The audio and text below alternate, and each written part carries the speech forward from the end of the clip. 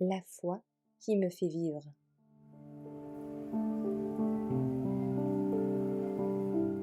L'Évangile dans le monde entier, le 29 octobre. L'Église militante. Cette bonne nouvelle du royaume sera prêchée dans le monde entier, en témoignage à toutes les nations. Et alors viendra la fin. Matthieu 24, verset 14.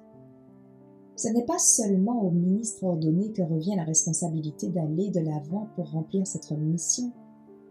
Toute personne qui a reçu le Christ est appelée à travailler pour le salut de ses semblables.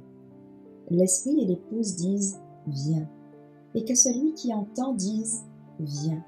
Apocalypse 22, verset 17.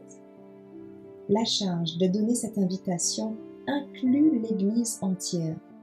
Tous ceux qui ont entendu l'invitation doivent faire l'écho au message de la colline à la vallée en disant « Viens ». C'est une erreur fatale de supposer que l'œuvre de sauvetage des âmes dépend uniquement du ministre. Le croyant, humble et consacré sur lequel le maître de la vigne place un fardeau pour les âmes, doit être encouragé par les hommes sur lesquels le Seigneur a placé de plus grandes responsabilités. Les responsables de l'Église de Dieu doivent comprendre que la mission du Sauveur est donnée à tous ceux qui croient en son nom. Dieu enverra dans sa vigne beaucoup de personnes qui n'ont pas été consacrées au ministère par l'imposition des mains.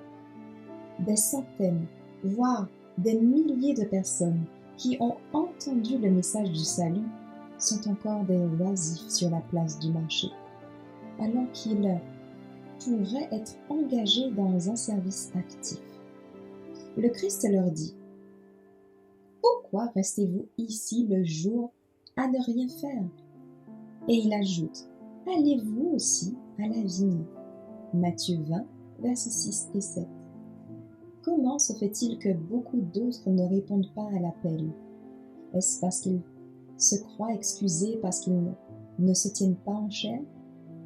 Qu'ils comprennent qu'il y a un grand travail à faire en dehors de la chair par des milliers de membres laïcs consacrés.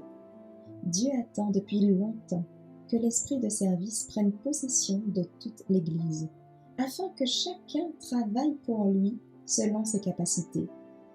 Lorsque les membres de l'Église de Dieu accompliront l'œuvre qui leur a été confiée dans les champs de détresse, chez eux, à l'étranger, conformément à la mission de l'Évangile, le monde entier sera bientôt averti, et le Seigneur Jésus reviendra sur cette terre avec puissance et grande gloire.